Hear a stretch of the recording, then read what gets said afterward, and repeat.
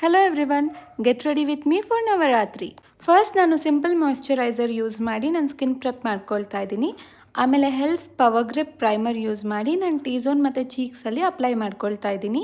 ಆಮೇಲೆ HUDA beauty colour corrector ತೊಗೊಂಡು ನಾನು ಡಾರ್ಕ್ ಸರ್ಕಲ್ಸ್ ಮತ್ತು ಪಿಗ್ಮೆಂಟೇಷನ್ ಎಲ್ಲ ಕವರ್ ಮಾಡಿಕೊಂಡೆ. ನೆಕ್ಸ್ಟ್ ಒಂದೇ ಒಂದು pump two faced Born this way foundation ತೊಗೊಂಡು ಫೇಸ್ ಫುಲ್ ಅಪ್ಲೈ ಮಾಡ್ಕೊಳ್ತಾ ಇದ್ದೀನಿ. ಆಮೇಲೆ ಲಾರಿಯಲ್ ಇನ್ಫ್ಯಾಲಿಬಲ್ ಕನ್ಸೀಲರ್ ತೊಗೊಂಡು ನಾನು ಹೈಲೈಟಿಂಗ್ ಪಾಯಿಂಟ್ಸಲ್ಲಿ ಮಾತ್ರ ಅಪ್ಲೈ ಮಾಡಿ ಚೆನ್ನಾಗಿ ಬ್ಲೆಂಡ್ ಮಾಡ್ಕೊಳ್ತಾ ಇದ್ದೀನಿ. ನಾವು most important thing, never forget your neck. ನಿಮ್ಮ ಫೇಸ್ ಮತ್ತು ನೆಕ್ ಯಾವಾಗಲೂ ಮ್ಯಾಚ್ ಆಗಬೇಕು. ಈಗ ಅನಸ್ತಾಶಿಯಾ ಬ್ರೋ ಪೊಮೇಡ್ ತೊಗೊಂಡು ನಾನು ಐಬ್ರೋಸ್ ಫಿಲ್ ಮಾಡ್ಕೊಳ್ತಾ ಇದ್ದೀನಿ.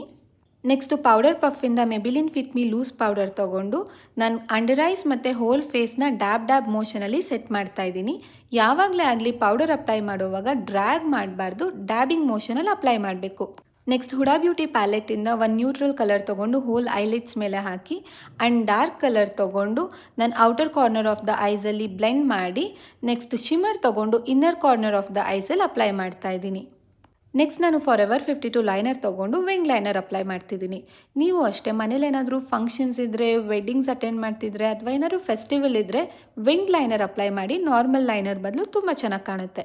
ನೆಕ್ಸ್ಟ್ ನಾನು ನೈಕಾ ಕಾಜಲ್ ತೊಗೊಂಡು ಅಪ್ಲೈ ಮಾಡಿ ಪಿಂಕ್ ಲಿಕ್ವಿಡ್ ಲಿಪ್ಸ್ಟಿಕ್ ಅಪ್ಲೈ ಮಾಡ್ಕೊಂಡಿದ್ದೀನಿ.